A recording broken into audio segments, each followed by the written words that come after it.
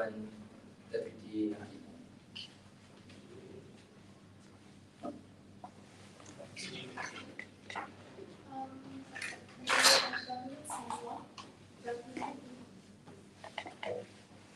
From CO, Q8 is member opposition and Haris is opposition leader.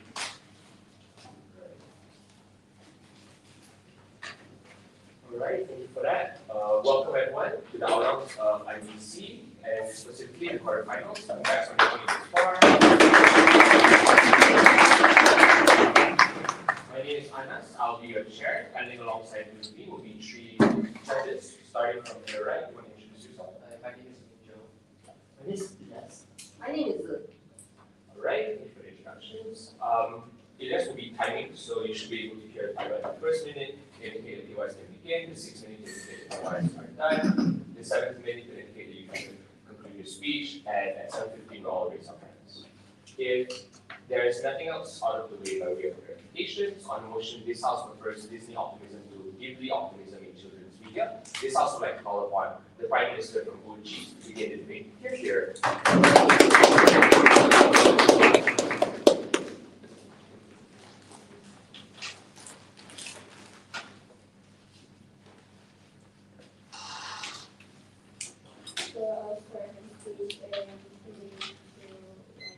Okay, so we all love media, right? So we all watched Elsa, Aurora, the sleeping princess, right, when we were little. So media is everywhere. Children indulge on it every day. And the problem is, it's not really a problem, but media is a way to teach children about kindness, compassion, etc. So our solution is that we want to teach children about kindness. But it's better to give to them Disney optimism, right? So our vision is to prove that Disney optimism is more beneficial for children rather than Ghibli optimism. So I want to characterize a few things, right? So Disney optimism looks like a clear black and white presented to children. So it's easier for them to understand, to grasp the morale in the story itself. So, but Ghibli optimism, it shows a deeper angle of morality, so it may confuse children sometimes, right? So I want to clarify what children media are for. So children media are suited for children under 12 years old, okay? So because teens are already considered young adults, sure, they can still watch Disney movies, they can still watch Ghibli, but they're already at a different stage, okay? So I wanna start by telling you what the opposition may say. So they may say it is cool to lie to kids about their own world. Okay, sure, but it's cool because children are frequently exposed to real life situation. It's cool because they're still kids, right? They shouldn't be sure, we should salvage their innocence, even for a little bit of time, right? And cartoons are a safe haven for them. If you were to give the real reality to them, it would just stress them out. They have kindergarten to go to, right? So I guess that may be already stressful for them, right? So we don't want to stress them out more. They may already have more problems with their friends, whatever.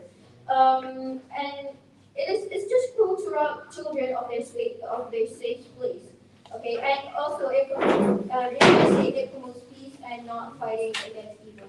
So in our world, we're making it a more safer place by instilling positivity into the younger generation and slowly banishing negativity. No, thank you.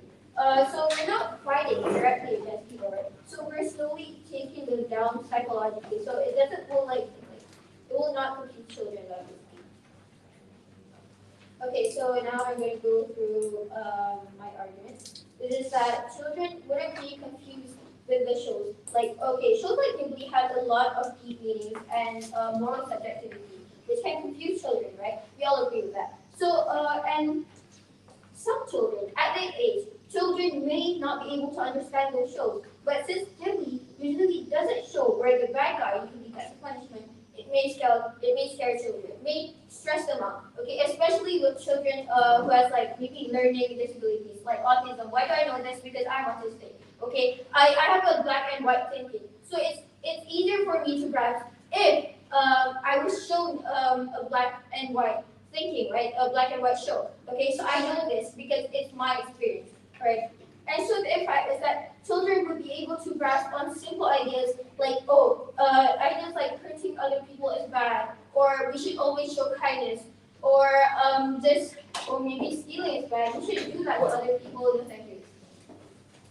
example, Lion King, right? So the villain in Lion King gets the punishment. So it's good for children to understand that, okay, evil guys will get punishment. You shouldn't do bad things, right?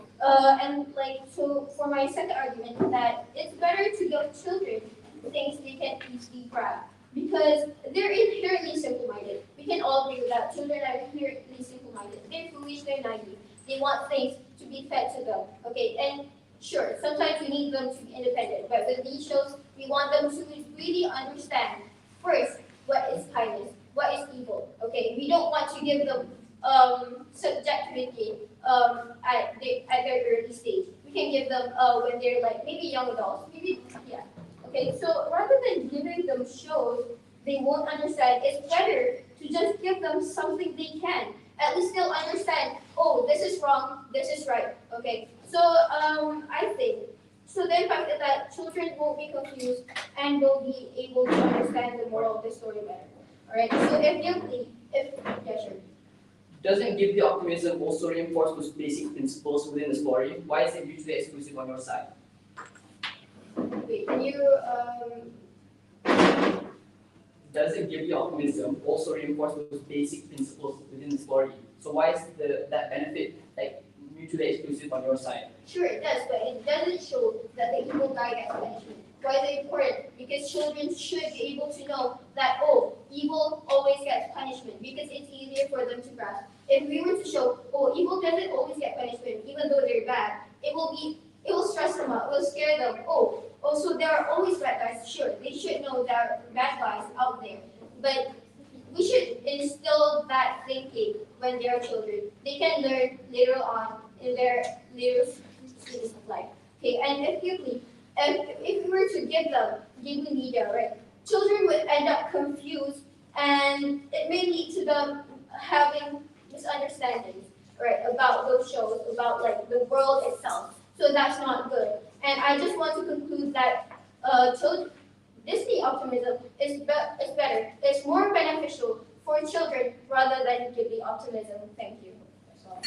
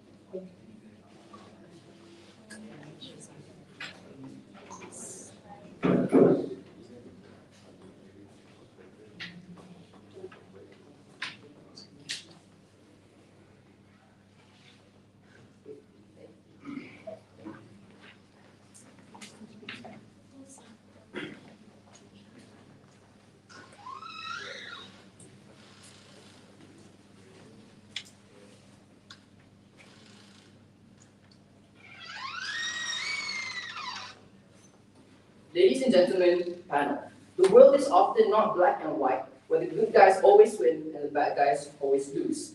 Often, reality is such that we meet in the gray area in between, but we do not necessarily win or lose. Media, which our children consume, like cartoons and Disney movies and books, often reinforce certain principles at a young age by shaping the character or interests of our children through imitation and idealization. The question now is, what kind of narratives do we want our children to internalize? Unrealistic and often not applicable narratives where the good guys always win, or actual lessons where we can reconcile and learn to cope when things don't go in our way, which are more likely to materialize through realistic daily experiences. First and foremost, I'll be giving a few follow-up thoughts for opening government before I move on to my actual substance. The first call out, it did never characterize how exactly these children internalize these sorts of narratives. What kind of narratives are these children going to live? They only tell us that it's going to be simpler for these children to grasp. That's why they're going to be better off, right? We think what's crucial for opening government is they don't give you an actual process analysis of how they go from their claims to their actual impacts. Because of this, I think it's kind of hard to credit them for that. Number two, we think it's kind of weak on their side of the house where they don't necessarily take into account when they don't actually prove why exactly their benefits are mutually exclusive in the first place. Because later on my arguments, later on my framing, mutually exclusive and how we win from framing. 3, I'm going to tell you in my speech. The road to victory is simple. We're going to tell you how exactly it's more likely and more realistic for these children to internalize and actually materialize this sort of narrative that we bring from giving optimism, hence why our benefits are more likely. Number 2, we'll actually tell you why exactly our narratives better equip the children for the real world. 3 points of framing then. First and foremost, now, why is giving optimism more likely to manifest and is more realistic? 1. In real life, there often really isn't a clear win for the good guys. And sometimes learning about life in the early stages is about navigating through what life really is. Where there isn't, for example, a direct evil or no direct scenario where you have to win over another person, right? This looks like narratives that focuses on discovering yourself and coping in the real world that is not so clear-cut. So we are more realistic in that sense. For example, how to navigate through handling loss, where the main character, despite training relentlessly, still loses the final round. How to navigate finding peace with your enemies, where you learn to put aside your differences at the end of the day. Where, for example, you learn how to navigate gray moral areas that we often learn later on in our lives through the hard way, right? Like lying to protect somebody's heart or for the greater good. We see it's inherently helpful if our children learn these lessons earlier on in their stages of their life and are able to imitate the right actions. We think it's the mutually exclusive benefit that we bring on our side of the house. Comparatively on their side of the house, we think it's kind of problematic where you have to, for example, demonize a certain person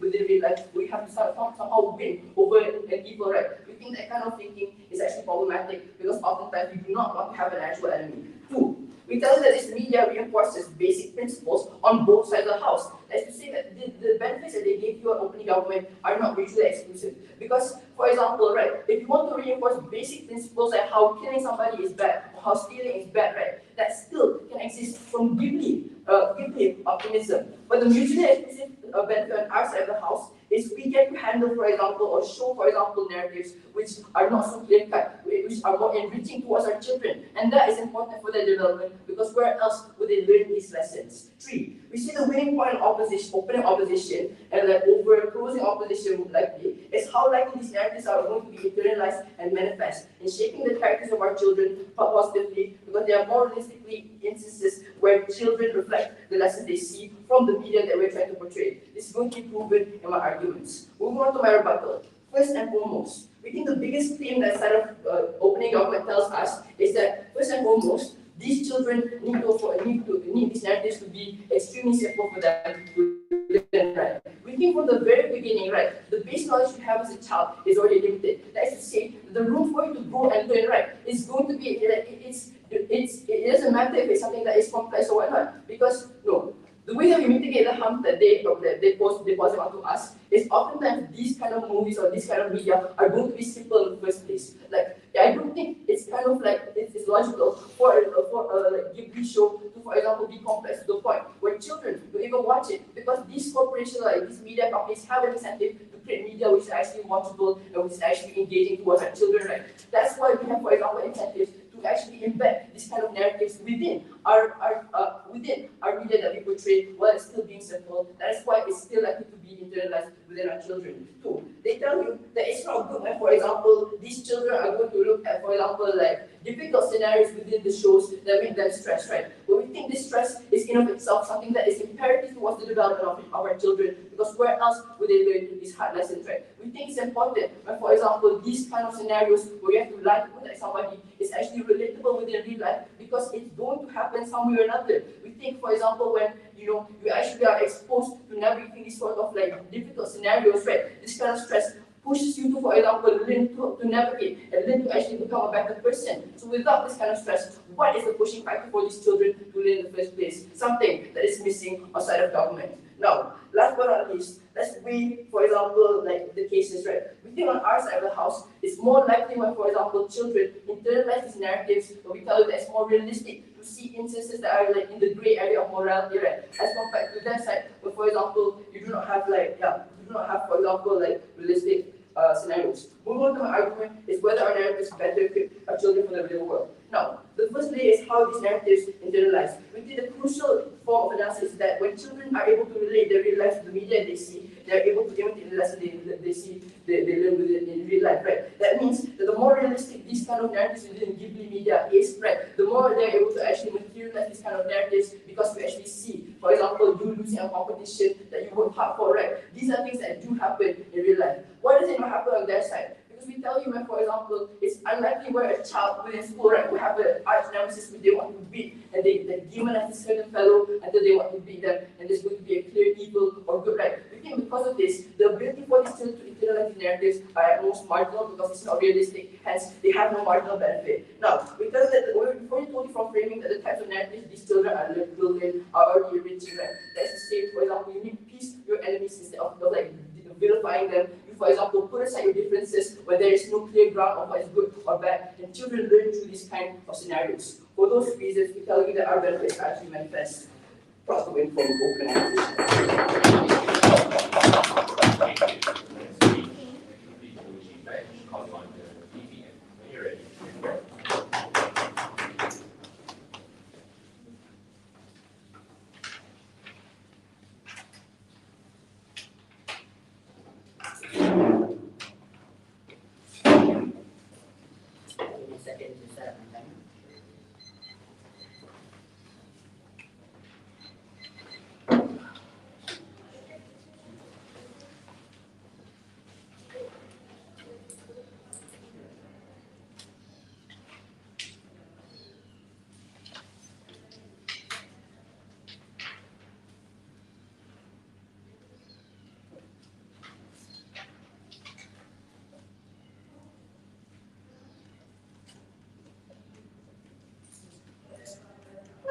I'll start my speech in 3, 2, 1.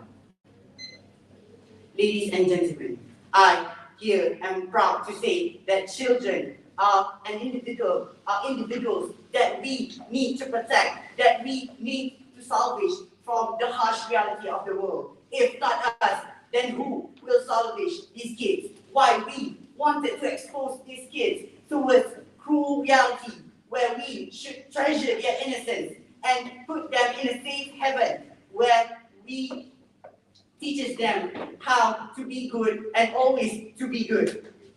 I will now move to reiterating my context given by Khadija. Our status quo is that right now, media is everywhere and children always indulge in it every day. So what's the problem with this? Media is a way to teach children about kindness, compassion, and etc. For example, if we put gimby optimism on these medias, then it will create confusion in their minds, and it will make them confused about the world. Moving on to our solution. Our solution is that we, as the government, prefer Disney optimism to gimby optimism in children's media. And what is our burden? Our burden is to prove that Disney optimism is more beneficial for the children itself. Actually, illustrate to me what kind of confusion you're talking about because it looks like an assertion. Okay, I'll explain that to you. Moving on towards my rebuttals. Our opposition has said that we, as government, have failed to give them the process of children understanding Disney media better than Disney media. Now, I'll show you. I'll give you an example. For example, you, as a child, with barely matured cerebrum in your head, how can you understand this complex media rather than this simple white and black media? For example, give me a situation. They often give us gray morality where there's no good and there's no pure good or pure bad, or kindness doesn't always mean against evil. And how would I say this bad? This is bad because gimby optimism are more complex and it is more hard for children to understand when they are barely mature enough. Their moral compass is not formed yet, and they couldn't understand these complex situations, these complex ideas. Moving on towards my second rebuttal. They say that basic principles can also be taught in gimby optimism. Then I'll ask you, what would you rather choose to teach your children? Kindness and compassion over evil, or mixing them both? Where you teach your children, hey, you could do evil too. You can make bad crimes too. What are you teaching your children? Of course, you should teach your children black and white, where kindness is kind and evil is evil. Do not mix them up. Children are not mature enough to understand this. You also say about Ghibli optimism can still be simple. I say that Ghibli optimism cannot be simple because Ghibli optimism clearly shows complex ideas, clearly shows complex situations where kindness, where it shows gray morality in the text. So we can't expect it to be simple if there are gray morality. There are no gray moralities who are simple. And I don't think that these cartoon producers are well versed enough to make a gray situations more simple. Moving on towards my first argument. My first argument Disney optimism makes strong foundations for children's moral compass. So what do I mean by this? Disney optimism always shows black and white idea where good always triumphs over evil. This shows a clear picture towards the children and can build a stable moral foundation for the kids, where they always think when watching Disney cartoons, they will think, oh, I have to do good, I have to be good, I can't be evil. This builds a strong strong foundation for the children's moral compass, where they would always choose to do good rather than evil.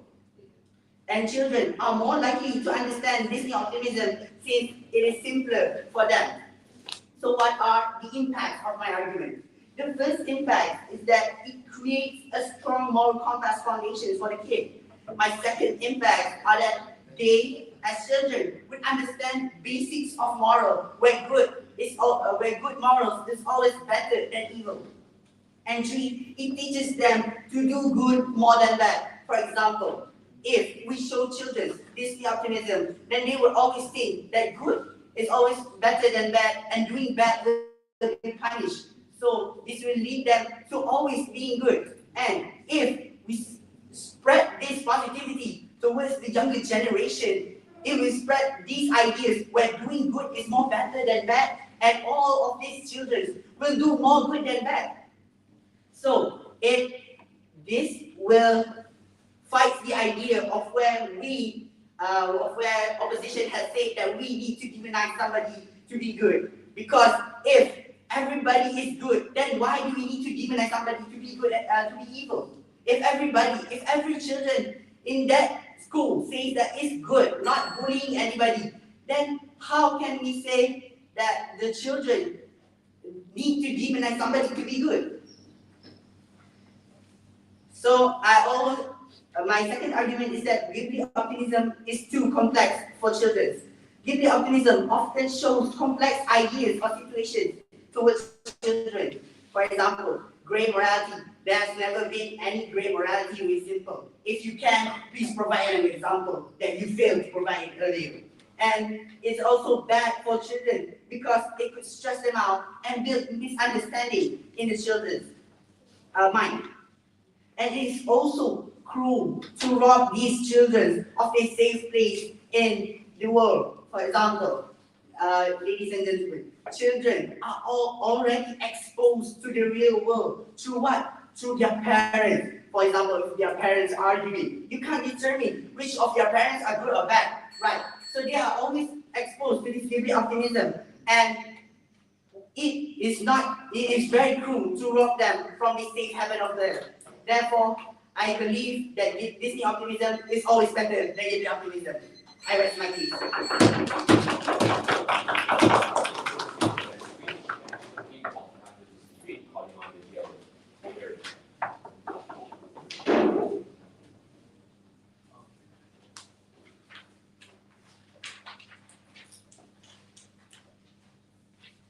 Okay, quick question. Are you live streaming now? Oh, yes.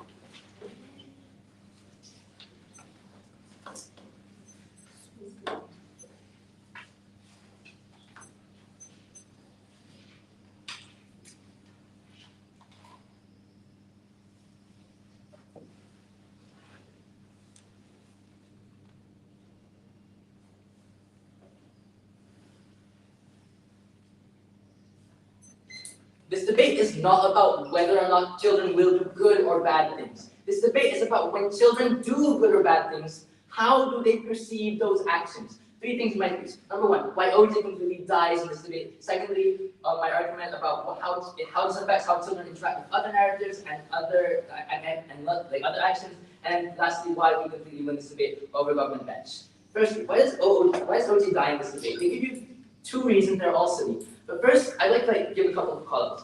First call-out is that they completely assert the fact that their side has more positive material or more positive lessons. I tell you that the only meaningful distinction in the info slide is that the way these morals are perceived are going to be changed. I tell you that most of the things that they tell you on the fact that people on their side are more kind is completely symmetrical. Also, secondly, I think the way in which they present their points means that they have a quite limited scope, because this debate isn't just about whether or not good triumphs over evil. It's also about whether or not it's also about how these morals are subjective. So they give you 2 points about why they win. They're both silly. First, it tells that this is going to be confusing. 2 responses to this. First, the premise is simply just false, because these media still like to be written for kids. I think it's quite an irrational decision if you say that the writers want to make complex storylines that kids are unable to understand. We tell you that the morals are complex, sure, but I think the lessons are likely to be easily understood. But secondly, I'll flip this point. I'll tell you why this is actually good for kids. Because if, as you say, the bad guy goes unpunished in these stories, the lesson here isn't that we shouldn't punish bad guys, because other narratives in society exist, such as the narrative that your parents tell you that you ought to be good or you ought not to be evil. Which means that the likely lesson here is that not all bad guys are going to be punished in the real world. And this means that when kids perceive people like Jeff Bezos, who abuse their workers but are still not being punished for that, then they think that what they think is that these people should be punished. This is bad on OG because people on their side are more naive. When they see people like Jeff Bezos who abuse their workers, they're more likely to think that this person isn't punished, plus they are good. Right. Second point they give you, which is how you get more positive media on their side of the house. I tell you that this is not inherently proven on their side of the house. It's very symmetrical because because the only meaningful distinction between these 2 lessons are the morals, which means that point is just completely wrong. But secondly, I'll flip this. Why is more positive media? Why more positive lessons how you should be kind or you should be peaceful bad on their side of the house? It's because this isn't realistic. Sure, reality may be stressful, but it will always be stressful. And we would rather have children navigate these complex morals early on so that they can form preferences about these morals. We would rather have them discuss these kinds of things with their parents so that they can at least navigate the kind of morals they want. First, does closing have anything? Few eyes. All right, for sure. All right. So would stress affect their growth instead? That's right, they're good. No, kids literally live in a haven. They don't really have to do anything. They don't have to worry about any adult things. I don't think it's realistic to say that they're going to be stressing about the financial and economic state of the world and how people are going to be evil. That's quite unrealistic on your side of the house. But the difference here is how they navigate their morals. We say that children will navigate their morals in good ways. What's my argument? Given that OG dies in this debate, what's my new argument here? My argument is how Ghibli type of media that changes how people interact with morally gray things. The thesis of this argument is simple.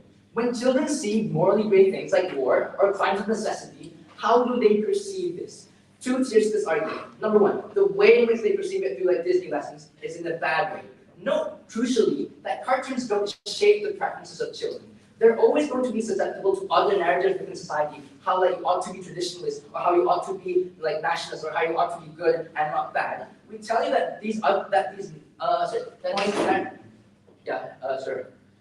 You're saying about war or stuff like that, but children are way too far from war. How do you explain this? No, it's not about whether they're in war. It's about how they perceive war. That point is completely false. Right? We tell you that this means that on your side of the house, children interact with morally gray things in bad ways.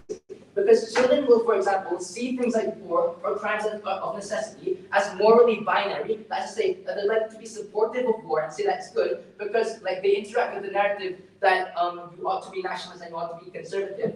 Since that they can't literally, they on your side of the house don't know that things can be morally gray, they like to support things like war. And even if you say that, they'll perceive these things as bad, we tell you that they'll also perceive things like crimes of necessity as bad, Because there are narratives like doing that, for example, doing crimes are bad. We tell you that this is a demoralizing experience, and like it's also disproportional because of the fact that when like you condemn crimes of necessity, it's not actually a just way to conduct this kind of thing, right? Crucially, that the problem here isn't whether or not these acts are good or bad. The problem is whether or not children perceive these things as good or bad. On their side of the house, this is likely to be binary, which means that they're likely to see these things in ways that are unjust and like impractical. Because when you see crimes of necessity as bad and you condemn that, that's not actually the just or proportional way to go about it. You're right. Second tier to my right. Why is the way children interact with the media likely to be good? It's because you teach people that something can be bad and good simultaneously. Why is this good? Because it means that kids are more open to different sorts of moral values. It means that kids are going to be more empathetic to like different circumstances of society. Now let's look at what O said and why does it win the debate. We win the debate for a simple reason that the way in which we conduct this, our case is highly realistic. Because in society, there are a lack of narratives that say that not being okay is okay. Because generally the narratives are that you must be good and you must be successful. Add that to the severe peer pressure from figures of authority like your parents who say that you must be successful in life.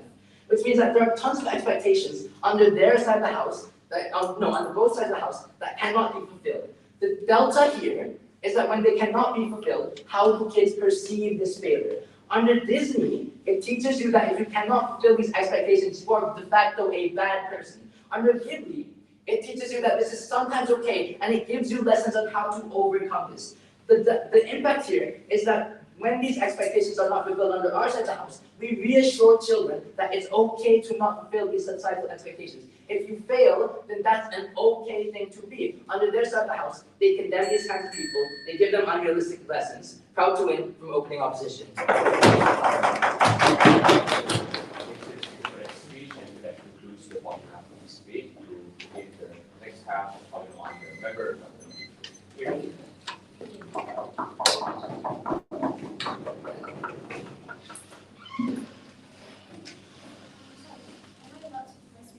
Sure, you can do it.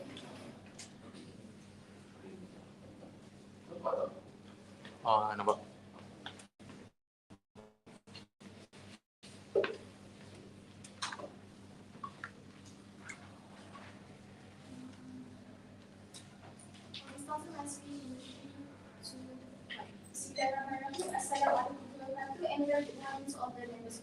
So today I'll be starting my speech with advice also the points coming from the opposition side. So the first speaker on the opposition side says about how when you give the movies, they can learn early about what they learn in their lives. It's about morality and how it's great. But let me ask you a question. How can they actually learn these models if they aren't able to understand? And I'll get onto that later in my argumentation. Yes, some children may have the capacity to understand these vague narratives, but the scope of children that can actually understand this is narrow, and not every children can see what evil deeds are being done, and they can't see what retribution these evil deeds will receive. Now, next, I want to rebut the point saying about how they say that in the real world, not all bad guys are going to punish, like Jeff Bezos. And they think that in the government side, if we see that these people are not punished, we'll perceive them as good people. But ladies and gentlemen, let me give you another viewpoint of this. Another viewpoint of this. In the government side, it doesn't give you a narrative that they think that these people that aren't punished are good, but it gives a narrative that, hey, these people are doing evil deeds. These people are doing evil deeds. They should be punished. They don't think that these people aren't punished.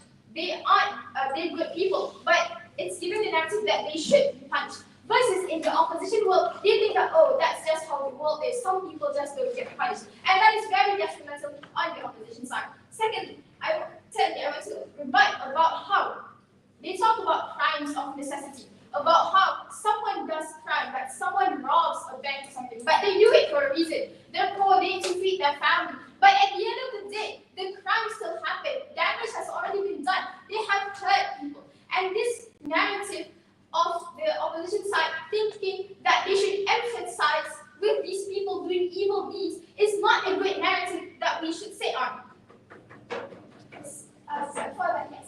most of your claims are just one-liners without any analysis. Can you please characterize the negativeness of Ghibli media, like actually illustrated? Okay, now I'm not saying that Ghibli media gives you a bad narrative, but I'm saying that the narrative that the Ghibli media wants to propose is vague, it's unclear, and it gives no clear distinction of good and evil, and it doesn't give you how these evil deeds are going to be condemned or punished. And with that, I end my rebuttal. I would like to move on to the extension and a few more arguments for the government side. Secondly, we want to explain more about how the Ghibli movies can send a better message to children. Now we know that Disney movies, they have a clear line between good and evil. They talk about evil deeds and how it shows absolute impact of the evil deeds to the characters. And they tell you that these actions should be condemned and these characters should have retribution. And it shows you the punishment that is done because of these actions. It shows you that good will should triumph, and evil should fall. And the impact of this is that it sends a clear message for children to condemn evil deeds and to not be emphasizing with these people that have done evil deeds. And why is this exclusive on the government side? It's because first, the Disney movies are easier to understand. I understand that Ghibli movies also have a message that they want to send, but these messages are usually vague, and I will explain that in my presentation if that's okay, right? Now, thank you. Another example that I would like to say is in the movie Rapunzel, about how Mother Gothel at the end of the movie gets retribution. Why is she punished? Because she is greedy. She wants to be young for eternity, and she exploits Rapunzel. And because of these deeds, she is punished at the end of the movie. And when children see this, they get the moral that you cannot be greedy. And that is an impact that they can receive in a very clear way. Now, do not get confused. You have to understand that this is not telling the children to condemn these characters, but they give you a clear line of how evil deeds should always be punished. And this is the biggest impact that the government side would like to say to you. No, thank you. Now, moving on, we would like to say to you about how with Ghibli movies, it gives you a vague narrative, and it doesn't vague narrative. Now, the opening side already mentioned to you that there's no clear distinction of good and evil. And another thing that I would like to say is that how with these evil deeds, they also show you characters that do evil deeds. But at the movie, they also show you a backstory of these characters. They show you that, yes, they exploit people, they hurt people, but at the end of the day, they're still human, they still have a backstory, and a very sad backstory at that. And this mindset is very problematic to instill into children, because you know that they've done bad deeds, the harm has already been done. But when you show the reason, you show the story behind the characters, you make them emphasize with these characters, they feel bad for the villains. And we accept the fact that empathy is very good to have to instill in children, but too much empathy and on the wrong things at that is detrimental. Later on in their lives, they're afraid to judge the bad actions done by those committing evil to others or to themselves, because they have too much empathy. And even though these people have hurt others, they have hurt themselves, they have hurt others and yourself, they still choose to feel bad for them because of the narrative that Ghibli movies show you. And they also believe that peace can be made between good and evil, and this in itself is naive to think. And when a situation when people bully them, people step on them, they think, oh, it's fine. Maybe they have a reason. Maybe they have a sad backstory behind this. And they become a doormat. They let other people step on them because of the narrative that Ghibli movies try to show it to you. And this is what the closing government side with this debate. Thank you for listening. Assalamu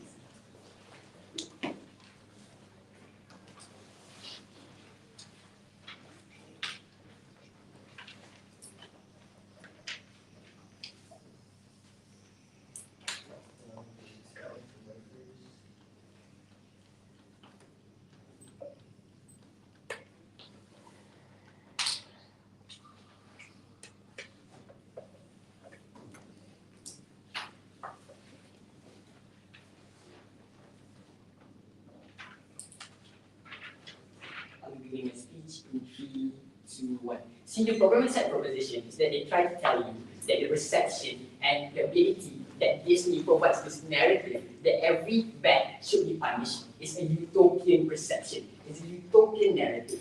What I'm going to tell you, and the way I'm going to win this debate, is I'm going to tell you how all the benefits come with harm. And the more that closing government tries to prove their benefits, the more harms will manifest. And at the end of the day, we're going to tell you that on the flip side, the benefits that they are trying to prove is actually a hidden harm. Now, today's debate is a simple debate, right? It's a debate about which narrative will set the mindset of children. Now, in a sense, let's give you a few characterizations, right? What does Ghibli optimism look like? We tell you that Ghibli optimism looks like a more realistic depiction of the world. We tell you it teaches children a better perception of peace, as opposed to their side where they're trying to support this Disney optimism, where everything is utopian and the good will always prevail over bad. We say that this is a false perception of reality, and we say that this will only result in a false perception of how the world works for children, right? Now, a few more specific characterizations, right? Let's look at the stuff that these shows target. Understand that these shows, the target audience are the young children, meaning that these shows are specifically built to target the young audience, meaning that it is there to advocate and for the children to enjoy. So we tell you that when side proposition tries to say that these movies will be too hard to digest for the children, we tell you that Ghibli Studios is still making movies that are trying to allow these children to digest and understand. So we tell you at the end of the day, all the benefits on our side, where we tell you that these Ghibli perceptions, when they're trying to teach children, we tell you that these perceptions will actually stick on the children, and at the end of the day, we tell you all our benefits will still manifest. No, thank you. Now, first and foremost, right, let's start with a few problems on side of opposition. Number one, they have to prove to you why Disney teaching that the world is perfect won't take a back turn. Now, understand that inside of Disney optimism, right, it's a fictional world. It depicts that there will always be a utopian ending, meaning that every single show is made with the intention of proving that being good will always equate to being positive, right? Meaning that it teaches children that you being good will always equate to the best outcome. Now, the main thing is that, the problem is that when this narrative reaches the children, the main problem is the fact that children aren't emotionally mature. For example, right, you think when children are quarreling, the thing that they perceive is that they are always the right person.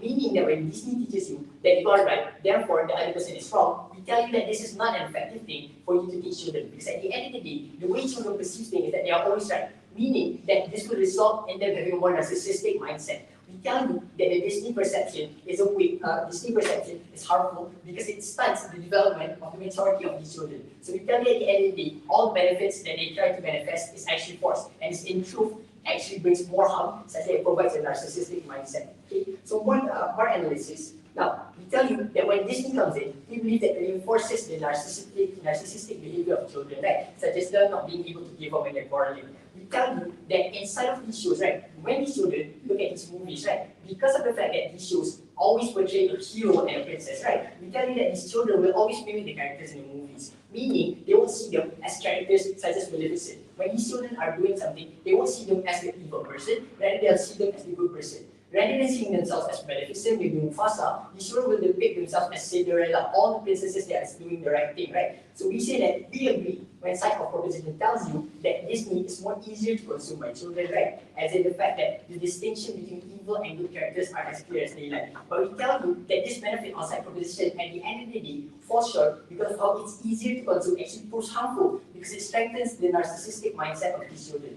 Therefore, we believe it proves more harm than good. Now, before that, I'll open room to your eyes. One,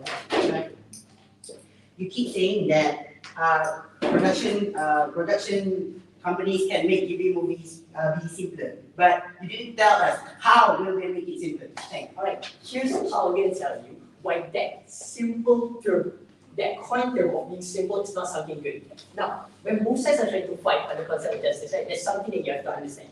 Justice is not something that you can standardize. There's no way for you to use a one-size-fits-all solution inside of justice. So when we tell you that Disney tries to teach children that wrong should be punished, it means that we teach children that things cannot be justified, no matter how small the wrong that has been done. Meaning that it gives children a false perception of justice. Here's how I'm going to rebut that point. Number one, both prop sides tells you, both closing and opening tells you that Disney teaches children that evil should be punished, right? And we say that this point is as clear as daylight, right?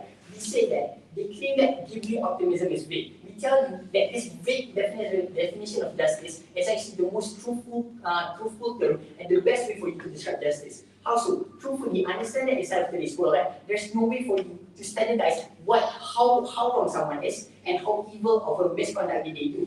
For example, as a Liverpool fan, for me, right, when I hear someone mention the number 97, I think they're mocking the Hillsborough tragedy. But actually, in turn, right, to other people, it's just a number. So for me, when I hear somebody say 97, I'm more likely to punish them in a more bad sense, in a more harsher sense. But to other people, they find it okay. So we tell you that it's bad that children adopt this mindset, that anything that any person do that offends them means that it's punishable. We tell you it's a wrong way to guide children to justice. Now, let me tell you on our side how we do it better.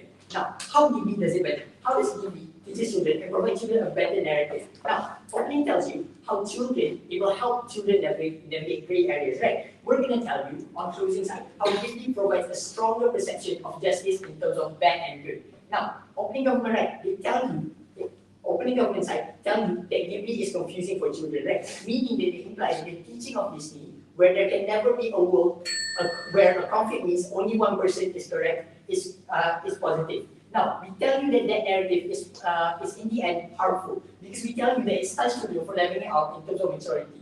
In a sense, right, this teaches children that discussion can never end up in a mutual agreement. We say that this is not something that children can be able to digest. And we tell you, for example, inside the Disney films, the villain always dies and the hero always thrives, implying that only one person will always be in the wrong. The things that Ghibli Studio teaches you that there can be good, right, and neutral.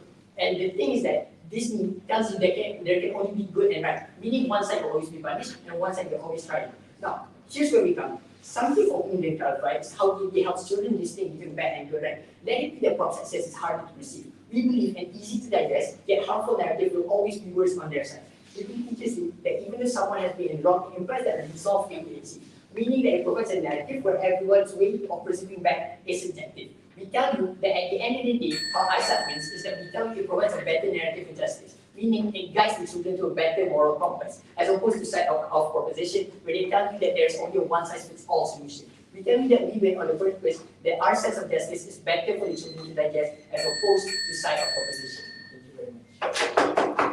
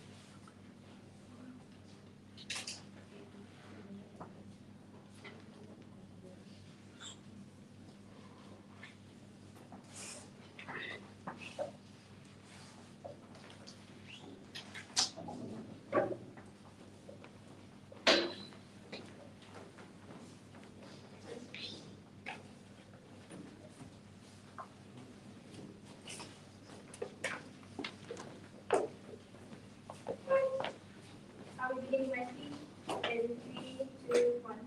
I believe the way that we win this debate is simple. We want to put to you 3 things. Number 1, the fact that Disney optimism is good. Number 2, why Disney optimism is in some cases necessarily more bad and is unrealistic to apply in real life. And number 3, why Disney optimism is the more effective message that can reach a wider audience of students. So on that note, let us get right into the development. So first, we're going to talk about how they say, they're going to talk about why children should learn reality and not be disappointed. So I actually want to question, why is that disappointment so bad? I believe that inherently we will always be disappointed by any means. We will always be disappointed that we never became a lawyer or that we never became what we wanted to be. And I believe that lesson is better learned when in your life, because growing up knowing that good should win, but faced with the reality where it doesn't happen, it creates dissatisfaction to the person and it starts action to want to pursue a good ending in the end. But obviously we can't always pursue that good ending, and we can't always pursue a reality where good is punished. But we can always strive for that reality, and we can always strive to reality and strive to chase that perfection. Yes? If this disappointment is symmetrical, under your side of the house, when this disappointment happens, do people perceive themselves as better or worse humans? Excuse me, what? I'm sorry. If disappointment is symmetrical, when it happens, do people perceive themselves as better or worse humans? Okay, I will be answering that later. Okay, so, but we believe that the disappointment, because we are presented with the ending that is a good, that where good is wins and bad loses, meaning to say that we have more longing for that ending. We are more normalized to that ending, and that longing is something that only Disney optimism has because of the fact that we see that it explicitly happens, and we see that it always constantly happens to the villains that we hate, and winning is always something that is going to happen to the characters that we love. So having principles that isn't evil, that isn't always punished, we believe that it creates a stagnant society where we're not in pursuit of constant justice, where we're not in pursuit of the things that we learn to love, and because of the longing for that good isn't nurtured from a young age. So next I'm going to go over why Disney optimism is just so much better. We're going to talk about the condemnation of evil. It teaches us to condemn evil because we empathize with the victim or the good characters of the children we learn to love. So children hate villains who hurt these characters that they love. Thus, when children are faced with evil, or what they think is evil, they will learn to condemn the action and that it deserves retribution. And it teaches them that evil must meet retribution because that's what they're used to seeing. So, but do know that we believe that the action do not necessarily, that the evil does not necessarily mean the villain. We believe that it can also refer to the actions that the characters themselves do. For example, in the movie Brave, where Merida wishes, when the problem was that the family was turned into a bear, and that caused a lot of problems for the characters that they learned to love. Right? The Merida, who wished that her family was turned into a bear, was not the villain, but the actions of wishing that her family was a bear was the evil action in the end. And that evil was portrayed as something that was very detrimental to the characters they love. And that evil was solved and won over when they made up. And it unfrozen, where Elsa caused problems like evil over the entire kingdom, and the fact that she froze the sister's heart. How she solved this, how it was portrayed as evil and hurtful, but it was solved when she sought for forgiveness. And we believe that this is something that only Disney optimism has because it has a clear distinction to the harms that it causes the other characters. And other than that, I'm going to go into the impact of both principles. Okay. So since children learn that evil is evil, right? They want to punish the evil in any cost, and it's always something that the time to pursue. Yes? So nobody characterizes what Ghibli media looks like on proposition, right? So they don't prove to us why that kind of benefit is mutually exclusive on their side of the house. We tell you that those kind of those kind of lessons also occur from our side. Okay, yeah. I was actually thinking about that. Okay, what's the difference between Ghibli movies, right? Because since characters are also doing the good and bad, what I'm trying to say here, the actions that the characters do in Ghibli movies that are evil, they aren't portrayed as evil. How do I say this? They don't explicitly show the harm. They don't put in bad dark colors or dramatic evil music when the action happens. What happens is that they just do it, and it's up to the children's interpretation to decide whether or not this action is evil or not. But the evil actions in Disney are portrayed as evil, are portrayed as something that is harmful to others. The evil action, when it is done, it is accompanied by dramatic evil music, by a color gradient that would imply that this thing is evil. But Ghibli movies does not. This is a neutral color which does not allow children to interpret that this action is actually bad. This is a distinction between Ghibli movies and Ghibli movies, ladies and gentlemen. Okay, so the impact of children demonizing people who do bad, that they try to bring so hard on their side, it doesn't really materialize at the end of the day, because the condemnation of evil is directed towards the action and not the person. So this narrative is very good. So now that we've established that the narrative of these movies is good, let's talk about why this is a narrative that is better consumed and is more likely to reach the children. So it's a good narrative, and it is better than their narrative. But let's talk about why, even if the narrative is good, it's not. We shouldn't really prefer it to have so much of it in the media, because of the fact that it's just so hard for children to understand these nuanced themes. Because they have to stick to the fact that these are children who are used to having things pointed after them, who are used to being led to learn stuff, and to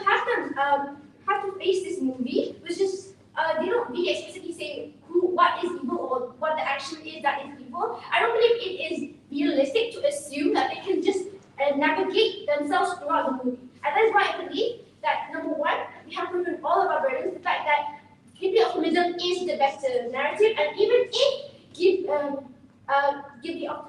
why Disney optimism is the better narrative, and even if Ghibli optimism is the better narrative, Disney narrative still prevails because of the fact that it is better conceived. That's what we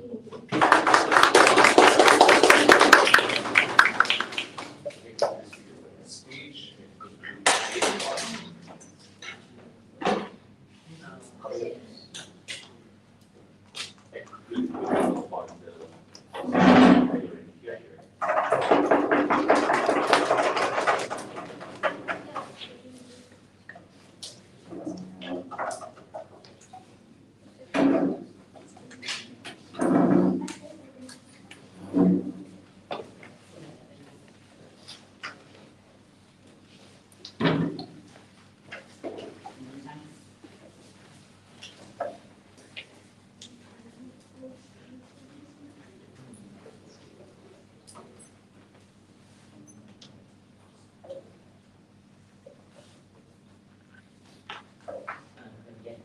Sometimes the original.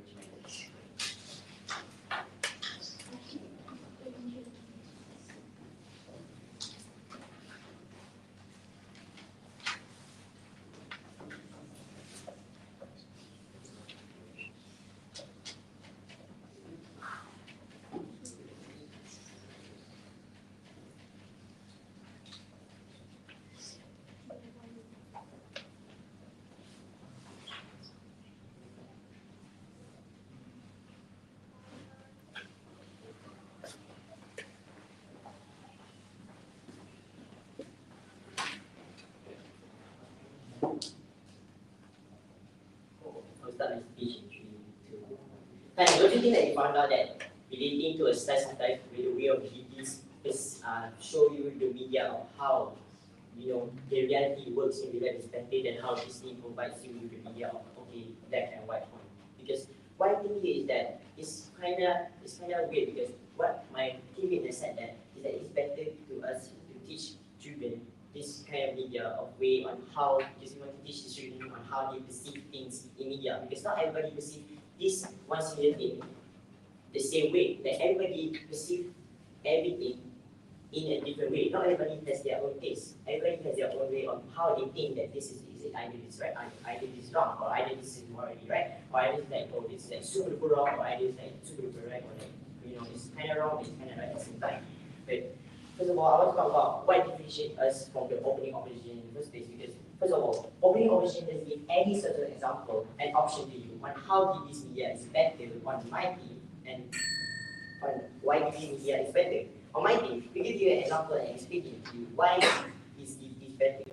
Because they kept saying the benefits, but never explain to you never really specifically explain to you on how this Ghibli media work in the first place and how the benefits exist in the first place.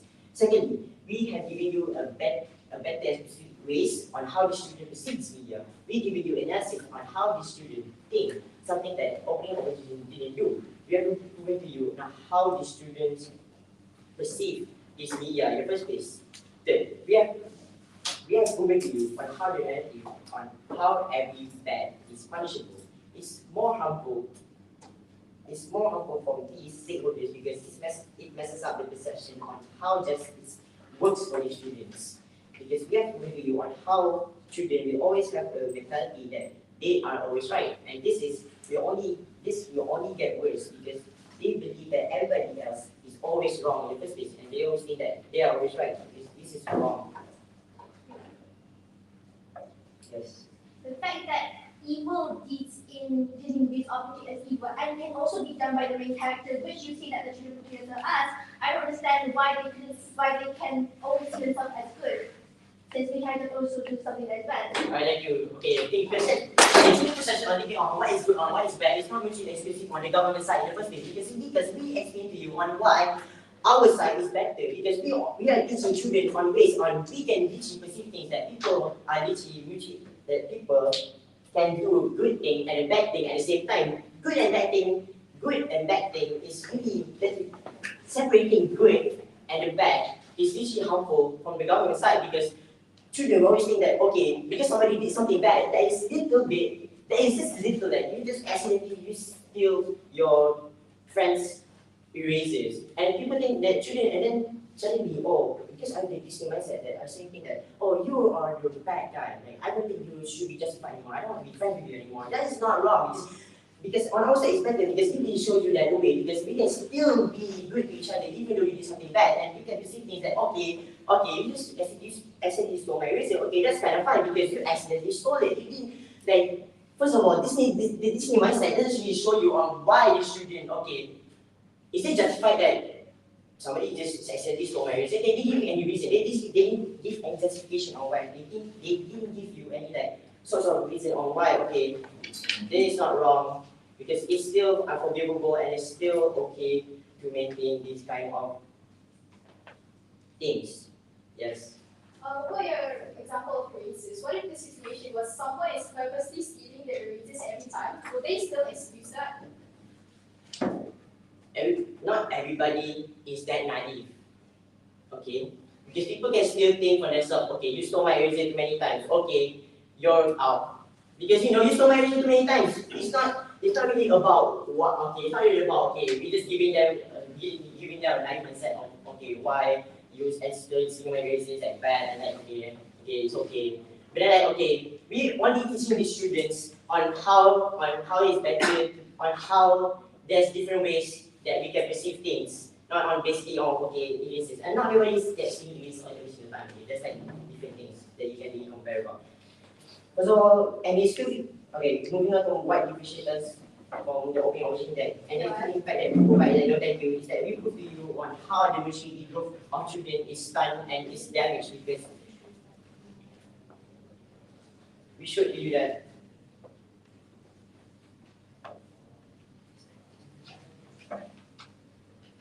because when you give it a naive mindset, right, and you give it a mindset where, okay, these children are always right, and you will stun their brain development growth, because it's hard for them to really perceive things they don't really think that far. They only think it of a short-term way, a short-term way of why this is bad and why it's good. But then, like our giving mindset, like, we give you a way for that. You can really think for far ahead than you. You can think far more rather than just, okay, you did something bad and that's wrong. Okay, you did something good, that's good. The thing is about the Disney mindset is that it gives you a perception of the good thing always has a good ending. But that's not how it works, ladies and gentlemen. In Disney's mindset, right, it's giving you a thing of, even if you did a good thing, even if you're a good person, there's not always a good ending to your situation. Like Disney mindsets give you a situation where, okay, if there's a good person, if there's a bad person, the good person gets a good ending, the bad person gets a bad ending. But in our Disney mindset, we only give you a reality check of the world on why this mindset is better than the Disney mindset, because we give you a reality check and that not every single good deed that is happening in this world is going to get a good ending. That maybe the bad person will get a good ending, and the good person will get a bad ending. Like this is such a nice mindset that is not really explained well, because they just get a good ending. As I said, that children perceive that this shows that the biggest media is that they're still going to get a good ending, and that they're going to live happy ever after, and no more things is going to happen. In GB's media, we're showing you the reality of the world, that nobody is going to get the same thing every single time. And that the best case and worst case scenario, I want to compare the best case and worst case scenario on the government side. That the best case and worst case scenario is that their best case is that they know the basic principles, but never the. And for all that reasons, I am.